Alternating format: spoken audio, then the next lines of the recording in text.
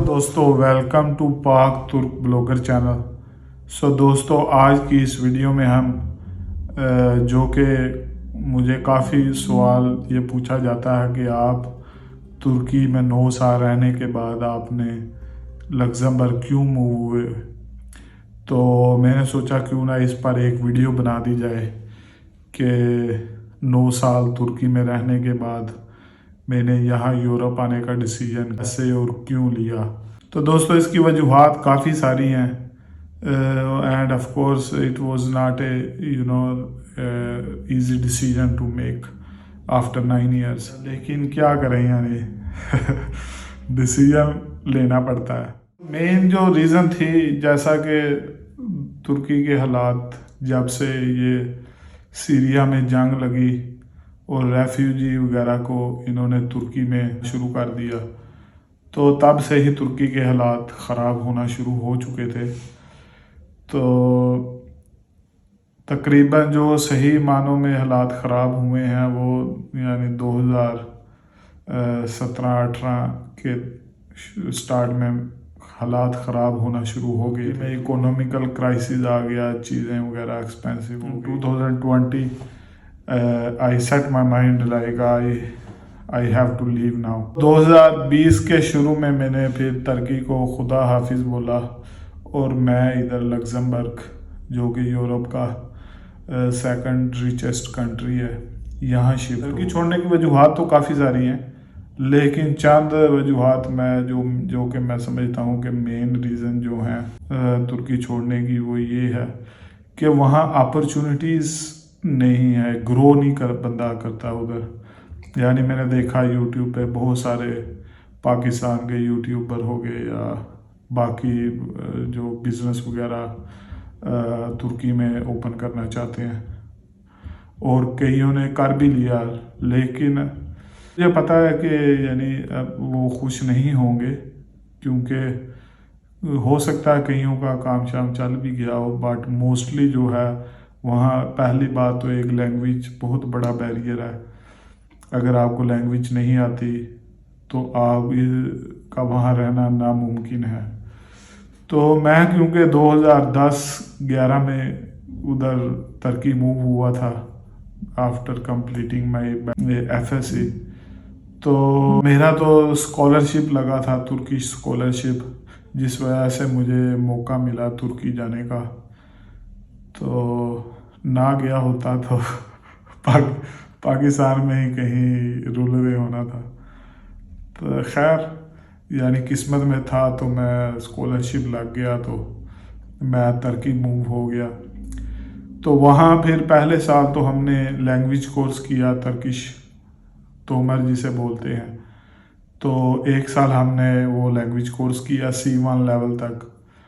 تو اس کے بعد پھر دوستو ہم یونیورسٹی میں گئے، ڈپارٹمنٹ انجینئرنگ تھا، تو وہاں الیکٹریکل انجینئرنگ، تو وہاں انگلش میں بھی یہ ڈپارٹمنٹ موجود تھا، تو لہٰذا میں نے اپنا ڈپارٹمنٹ ترکش میں مجھے ملا تھا، لیکن میں نے اسے انگلش میں کنورٹ کیا۔ یہ تھا دوستو یعنی ایک چھوٹا سا انٹروڈکشن۔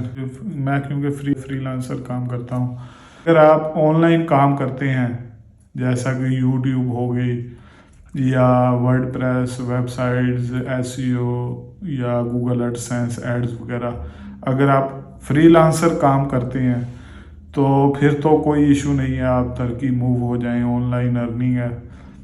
تو ابھی انہوں نے بلکہ ٹیکس بھی لگانا شروع کر دیا ہے، یعنی 2019 یا 20 میں انہوں نے یہ ٹیکس وغیرہ کا نوٹیفیکیشن بھیجا تھا، سب جتنے بھی جو آن لائن فری لانسنگ کام کر رہے تھے، لیکن اس سے پہلے کوئی ان کا یہ رول وغیرہ نہیں تھا۔ تو بات یہاں یہ ہے کہ دوستو، ترکی میں جو کہ آگے بڑھنے کی ایک پہلا جو آپ کو مشکل آتی ہے وہ ہے جاب سرچ کرنے کی۔ اگر لینگویج نہیں ہے تو جاب نہیں ملے گی، اور اگر جاب مل بھی گئی تو سیلری کوئی اتنی خاص نہیں ہوگی، کیونکہ ہم چونکہ اوورسیز کا جو مین ایم ہوتا ہے یعنی پاکستان پیسے سینڈ کرنے کا، تو اگر آپ لیرے میں ارننگ کر رہے ہیں تو پھر تو یہ امپوسیبل ہے۔ دوستو ساری چیزیں اچھی چل رہی تھی، لیکن اچانک یہ جب اکونومیکل کرائسس آیا، جب ایردوان نے امریکہ کا کوئی پشندہ جاسوس کوئی پکڑا تھا، تو انہوں نے اس وقت ٹرمپ تھا، تو ٹرمپ نے ان کو بولا کہ بھئی ہمارے بندے کو ریلیز کر دو، یعنی ہمارا جو آدمی آپ نے پکڑا اس کو ریلیز کر دو. لیکن انہوں نے بولا کہ نہیں جی ہم نہیں چھوڑیں گے اسے، ہماری حراست میں ہی رہے گا. تو انہوں نے پھر ان کو یعنی ڈرایا دھمکایا بھی، دھمکی بھی دی کہ اگر آپ نے اس ٹائم اگر ہمارا بندہ نہ چھوڑا تو پھر اس کے ذمہ دار آپ ہی ہوں گے. بھی ڈٹے ہوئے تھے کہ ہم نہیں چھوڑیں گے. لیکن پھر جو ٹائم انہوں نے دیا تھا کہ اس ٹائم یعنی اگر نہ چھوڑا تو پھر جو بھی ہوگا تو پھر ساری چیزوں کے ذمہ دار آپ ہی ہوں گے. تو جب وہ ٹائم آیا تب وہ ڈالر جو تھا اس وقت یعنی 3 پوائنٹ سم تھنگ کا چل رہا تھا، لیکن اسی وقت ڈالر 4 5 6 7 8 9 جب 8 9 تک گیا تو جتنے بھی پروجیکٹس وغیرہ تھے بینک وغیرہ پہ جنہوں نے لون پہ کام کر رہے تھے، کیونکہ ترکی میں زیادہ تر انویسٹمنٹ باہر کی ہے، تو جتنے منصوبے چل رہے تھے وہ سب کا جو انٹرسٹ ریٹ وغیرہ سارا کچھ ڈبل ٹرپل 4 5 گنا ہو گیا، تو وہ سارے بند ہو گئے. تو پھر آخر اینڈ پہ انہوں نے زور تو بہت لگایا کہ نہیں ہم نہیں چھوڑیں گے. انہوں نے اپنے کہ ڈالر جلائے، آئی فون توڑے، کہتے آپ کے پاس آئی فون ہے ہمارے پاس سیمسنگ ہے، اس طرح کے نعرے نورے لگائے. لیکن اینڈ پہ پھر ہوا یہ کہ غریب عوام جو تھی ابھی اس کا کیا قصور، وہ ایردوان کے خلاف ہو گئے سارے جتنے بھی لوگ تھے. تو پھر اینڈ پہ ہوا یہ کہ ان کو وہ بندہ چھوڑنا پڑا ان کا. تو خیر یہ تھوڑا بات لمبی ہو گئی، یعنی اس ویڈیو کا مین مقصد وہ یعنی سیاست نہیں ہے. اس ویڈیو کا مین مقصد جو تھا کہ میں آپ کو یہ بتا سکوں کہ ترکی کیوں چھوڑا میں نے.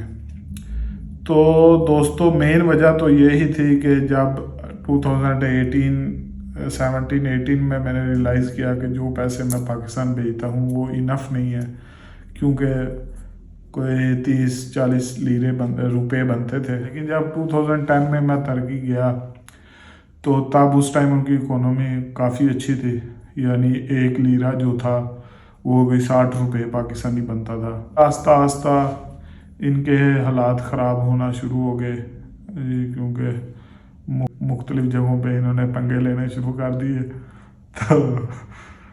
تو پھر اینڈ پہ پھر یعنی انہوں نے ترکی میں اکونومیکل کرائسس لے آئے.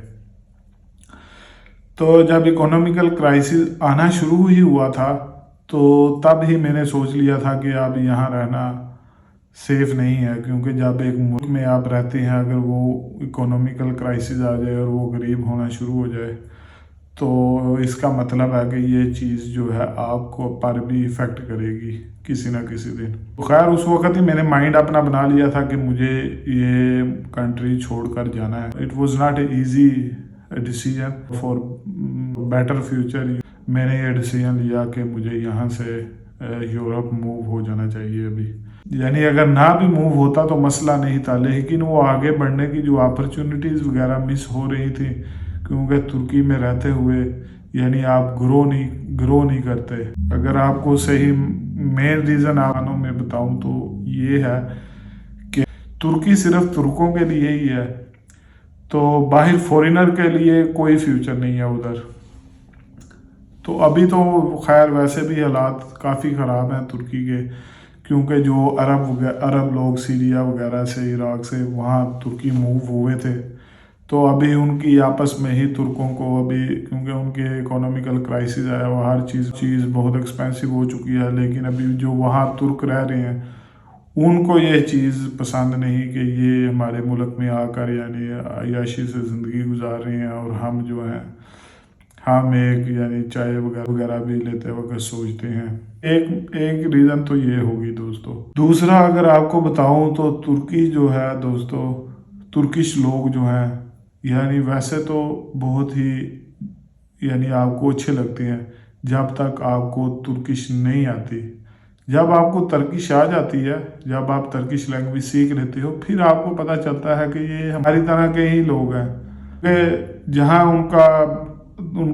उनका बस चलेगा वहाँ वो दाल खाएंगे, जहाँ उन्हें अपॉर्चुनिटी मिलेगी किसी को लूटने की वो लूटेंगे दबा के, चाहे कहीं कहीं भी चले जाएं। अगर उनको पता चल जाए कि जी बंदा टूरिस्ट है, तो बस जो प्राइस, अगर आप बाज़ारों में चले जाएं तो जो प्राइस वो यानी 4-5 लीरे की चीज़ आपको यानी 200-300 यूरो, 200-300 लीरे में देंगे। तो खैर मुसलमान जहाँ भी हो यानी अपनी हरकतों से बाज नहीं आते। लेकिन अभी जब तक आपको तुर्किश नहीं आती, उतनी देर तक आपको तुर्किश लोग यानी बहुत अच्छे लगेंगे, यानी बड़े जी साफ़ सुथरे और वेल मैनर्ड ये लगेंगे। लेकिन जब आप तुर्की सीख लेते हो, उनकी लाइफस्टाइल देखते हो, तो फिर आप कहते हो यार ये हमारी तरह की हैं। धोखे वगैरह जो कुछ भी करना, ट्रैफिक के अगर वो देख लो, यानी वो भी पाकिस्तान की तरह ही, जहाँ दा लगता है ठोक के चलाते हैं, जहाँ देखते हैं बंदा आ रहा है जो और तेज़ गाड़ी और स्पीड से चलाएंगे फिर। तो खैर ये सब चीज़ें यानी हमारी तरह ही हैं। तो तीसरा जो मेन रीज़न थी दोस्तों, इन्होंने तो इस्तांबुल वगैरह में ये प्रॉपर्टी के काफ़ी मंसूबे बनाए, प्रॉपर्टी के काफ़ी इन्होंने यानी घर वगैरह बनाए, और इनका मेन टारगेट जो था वो यूरोपियन को अट्रैक्ट करना था, यूरोपियन टूरिस्ट को, कि वो यहाँ आकर अपना हाउस वगैरह बाय करें। तो लेकिन हुआ उसके उल्ट, यानी इन्होंने यूरोपियन का सोच के ये अपार्टमेंट्स वगैरह यानी बिल्डिंगें बनाई, लेकिन आ सारे अरब गए, यानी सीरियन, इराकी, फ़लस्तीनी। तो ये सारा सब ने आकर यानी वहाँ अपार्टमेंट्स बाय कर लिए, यानी जो इन्होंने स्कीम निकाली थी कि $4 लाख, $5 लाख जो इन्वेस्ट करेगा उसको हम नेशनलिटी देंगे। फिर बाद में उसे कम करके $2.5 लाख कर दिया। तो अभी भी मेरे ख्याल से अभी दोबारा मेरे ख्याल से $4 लाख कर दिया उन्होंने, कि जो इन्वेस्टर तुर्की में आकर हाउस बाय करेंगे, यानी 4 लाख, तो 1 साल के अंदर हम उन्हें नेशनलिटी दे देंगे। ये जो सीरियन वगैरह ये लोग लेकर आए थे रेफ्यूजी, तो इन सब को यानी एर्दोआन ने नेशनलिटी दे दी, क्योंकि जब इलेक्शन होना था तो उसने कहा कि इनको नेशनलिटी देकर इनके भी वोट अपनी तरफ किए जाएं। लेकिन मैं जो हूँ पर्सनली, मैं एर्दोआन का यानी बहुत बड़ा फ़ैन हूँ, यानी सपोर्टर भी, अगर आप कह लेंगे मैं सपोर्टर भी हूँ उसका। तो दोस्तों चौथी रीज़न जो थी वो यही थी कि मैं आगे कोई फ्यूचर नहीं देख रहा था।